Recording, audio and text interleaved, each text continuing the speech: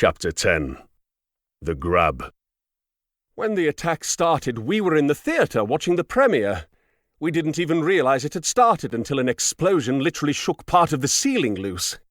Some of it nearly landed on me. After that, we all hid in the darkened theatre, trying to tell the real gunfire apart from the stuff on screen. Even after it all died down, we stayed where we were. Nobody made a sound in the dark for hours. I thought we were going to die. I'll admit it was the scariest moment of my life. Anyway, luckily for me and the rest of the cast, the terrorists didn't come near us. Such a tragedy. Jane Leavenworth, actor, interviewed by MNNN The Triple, a day after the event. Anna was right. There was only one main vehicle entry-exit point, and they watched it for a while, observing mostly delivery trucks and the odd fancy-looking executive limo go in and out of a guarded checkpoint, manned exclusively by Faber guys in tack suits. There was probably a lesson there about not treating everything like a war, and that the festival village being set up on a peaceful world not under the constant threat of attack from outside aggressors influenced how they operate. Bizarrely, Valka was getting increasingly frustrated by the continued good fortune they were experiencing, and he bristled in the back of the bus in his rig, as Gus sat in the driver's seat up front and Anna manned the radio. He saw the lax security as yet another symptom of the decadence he saw everywhere in this place, and Gus had to remind him that it had just made their job a hell of a lot easier, and they parked in the lot nearest to the large service entrance, situated about 500 yards north of the pedestrian gate. "I fucking hate this," he had said. "I hate how amateurish it all is. I hate how slack everything is around here, making us act like we're not on a knife edge. I'm planning an execution of shit." He'd said all this staring out into nothing, just half mumbling his concerns. "I almost want it to go wrong to force us to do things properly." Nobody had an answer to that. It was a short drive and a hop up the on-ramp, and they would be on the suspended highway that formed the circular system, winding around and above parts of the city in a lazy loop, exits at many important areas providing the city with a convenient transit system for ground transport. Agravs were seen in the city, but most were luckily of the type found back home, and very few true flyers were spotted in the skies over Mar Nosso as the team sat, eyes on the village entrance in the failing light of the evening. There were more birds in the sky than flying vehicles, Gus noted. This place truly was a paradise. Nobody spoke for a time.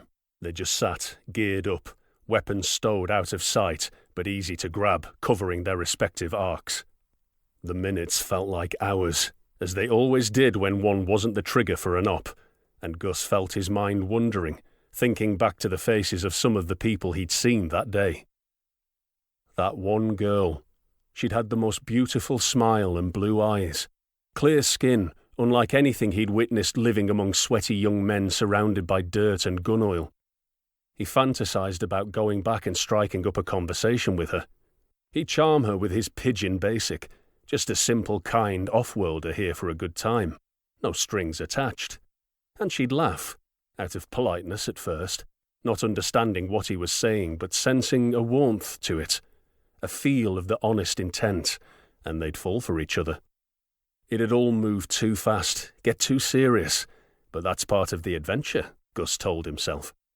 They could get an apartment in one of those majestic high-rises dotted throughout the city. Nothing too expensive, just high enough for a decent view of the sea, and they could snuggle together on the couch in the rainy season, watching the waves crash against the rocks as rain pattered on the reactive glass. "Boss, Pilgrim 3, check." Gus jumped in his seat. It was dark. Rain pattered gently on the windshield of the bus, last dregs of monsoon season not willing to let go just yet. "Boss, check, okay," Anna said quietly in the gloom, the noise rudely smashing the silence of the bus to pieces. "Eyes on target.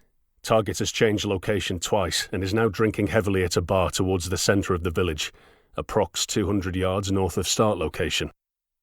The start location was their restaurant RV, and the three had hastily sketched a map together upon returning to the bus. Anna crossed a rough pencil X on the map now, with a little timestamp. Marco would be near the target, and it would give them a rough steer if they needed to locate him if he went dark, or got compromised. The target was just north of the central square, bordering an exhibit arrogantly titled Tools of Liberation, which comprised of a fully kitted-out mog suit and a Toro, posed for full cheese factor with 1 foot atop a tank wreck, upper body majestically angled into the middle distance. There were a bunch of corvid junkers in the exhibit, and even a Spacer A-Grav with the top hatch ripped away, but Anna had fixated on the Mog. So had Valka, much to Gus's amusement. More time passed, agonizingly slow. Marco kept them updated with short, clipped messages, the background hum of the crowds gradually decreasing in volume as the night went on. There had been a back and forth to update him on the location of the bus. The plan was that he'd set the bomb with enough time for him to extract back the way they entered and make his way to their position on foot before detonation to avoid the trouble of picking him up en route. The trickle of vehicles in and out of the service entrance remained steady. Guard shifts changed regularly, but the security level never dropped, even in the dark hours. That demi-squad of tac suits remained, their assault vehicle parked shotgun, ready to go in the lay-by next to the little guard hut, from which the uniformed personnel controlled the traffic flow. Gus looked at his wristwatch. 0017. It was D-Day +3. Target Foxtrot with 2 times UKMs, armed with longs, from bar towards northwest residential area, and following. Foxtrot meant the target was walking. If he was in a vehicle, he'd be mobile, and the UKMs were unknown males, Salazar's bodyguards. Longs were rifle-length weapons. If his guards had been armed with pistols, it would be shorts, while armour would be heavies. It seemed to Gus that Mr. Salazar had had his fill and was going to retire for the evening. A tense few minutes passed in silence. Target and UKMs have gone complete. Unsighted to me. South side of residential apartment block, now designated Alpha 1. Anna repeated the message back to confirm. The target building now had a name, for ease of reference in any follow-up messages. Gus and Valka shared a look. The old boy might have been non-operational for years, but he still knew his tradecraft. He went quiet for about half an hour. The intent was to let the target settle, so the resultant explosion would be more shocking, more likely to generate a knee-jerk response. I am Foxtrot to Alpha 1, standby. Marco's voice crackled from the little handheld radio, cable tied to the air vent of the bus. The noise made Gus jump every time, even though he knew it was coming. He cursed himself for his weakness.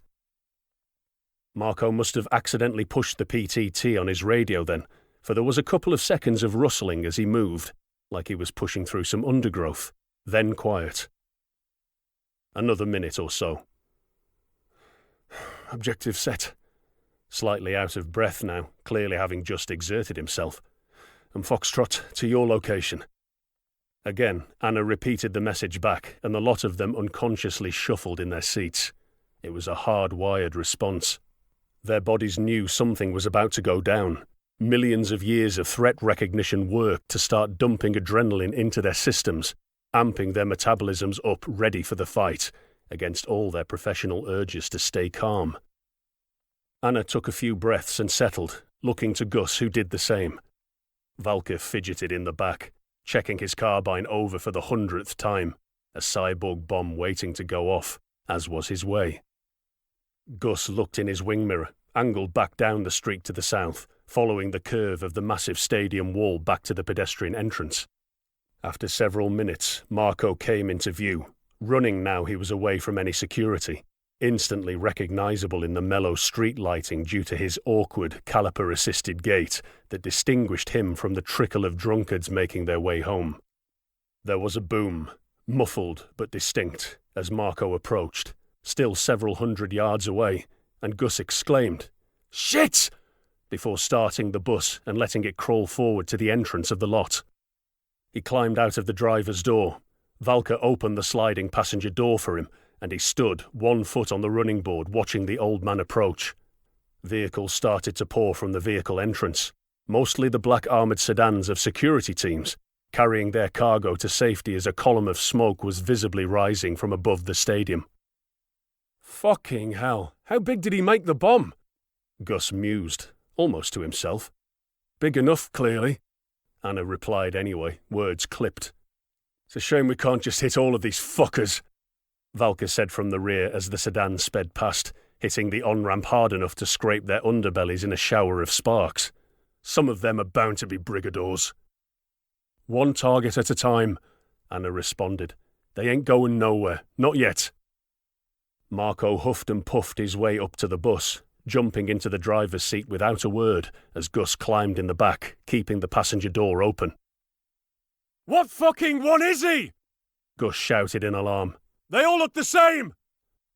As if on cue, a twin-motored Agrav blasted out of the vehicle gate like a bullet from a gun.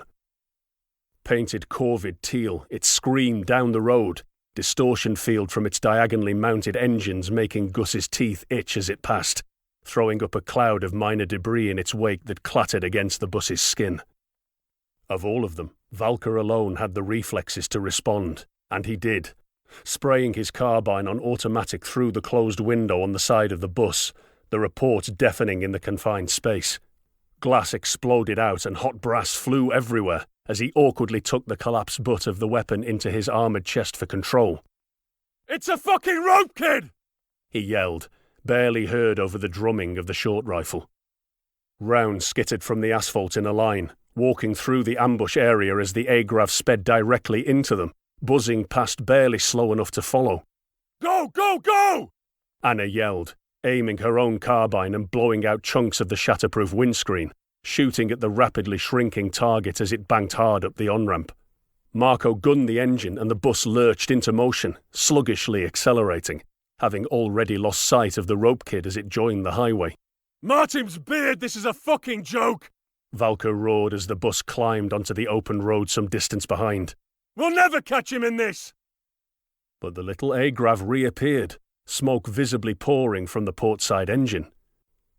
You hit him, Gus stated in disbelief as Valka opened the sliding passenger door on his own side, letting the wind whip him in the face as he stared in open contempt at the small vehicle. "Good shooting, Mini-Mog." "Get me alongside!" the cyborg shouted to Marco, who responded with a "Yep," and kept his foot mashed on the accelerator as he flat shifted through the gears, the poor bus's engine protesting at being so thoroughly abused. "Remember, we want him alive for questioning," Anna said, checking the mag on her weapon as Valka swapped his for a fresh one on his chest rig. She'd only fired a few rounds and she put the same mag back on. Anna smashed pieces of loose glass free from the windscreen with the muzzle of her weapon, giving her a decent-sized firing port through the shatterproof material if she needed it. Valka grunted in response, right as the rear window exploded, showering the team with broken glass, accompanied by the distinctive rattle of metal on metal. "Contact rear!" Gus shouted, blinking tears from his eyes as his exposed skin stung from a dozen cuts, immediately returning fire upon a black sedan that was bearing down on them. Rapid single shots banged from the second row seats of the bus, empty cases launching directly out of the open passenger door to clatter on the tarmac as he targeted the front grille of the car. "Those fuckers will be armoured!" Valka shouted across as he also spun rearwards, choosing to brace his weapon against the vertical of the passenger door pillar and switched to single shot, joining his battle buddy in suppressing this new threat. Confirming their assumption, the Faber guys were leaning from passenger windows, keeping low, just a sliver of head and body visible as they sprayed low-caliber rounds from SMGs into the metal body of the bus. "Don't slow down! Just keep it steady!" from Valka as he and Gus settled into a rhythmic shot cadence, 1 round a second, alternating between the two recce men to conserve ammo. "Roger," said Marco, as 9mm rattled against the bus like hail from a tin roof. Anna joined in now, firing single shots at the Agrav as they slowly, painfully slowly, made ground on the smoking vehicle. She didn't think she'd manage to hit it at speed. A moving target from a moving platform was not something she had trained for with a rifle. She silently begged the Saints to give her some armour to use. She could shred the engines on that thing like an insect with a decent chain gun. Gus and Valka, however, specialised in fighting with small arms in all manner of scenarios. Indeed, they had formed the same crew in their light strike 4x4 ATV back home, so shooting from vehicles was right in their playbook. Gus kept pumping rounds into the front grille of the car. Valka managed to clip the right tyre of the pursuit vehicle, and the black car started to wobble, then slowed as the driver recognised the loss of control. The last they saw was the front passenger frantically yelling, hand on an earpiece as they disappeared around the gentle curve of the highway. Marco swerved to avoid another of the black sedans. The VIP in the back stared agape as the bashed-up bus trundled past, before no doubt telling her security detail to back the fuck away, and the sedan slowed dramatically to let them pass.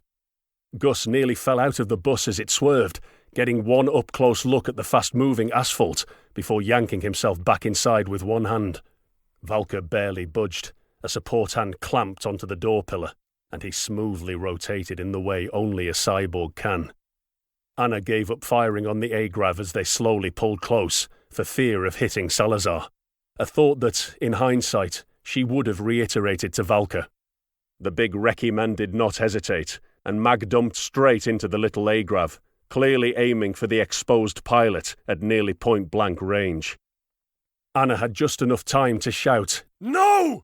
before the rider jerked spasmodically and the rope kid swerved left, clipping the front of the bus on its way to the concrete safety barrier on the middle of the highway. The bus slewed to the side, Marco wrestling it under control with gritted teeth, muscling the thing straight right at the same time a tyre blew, and it flipped.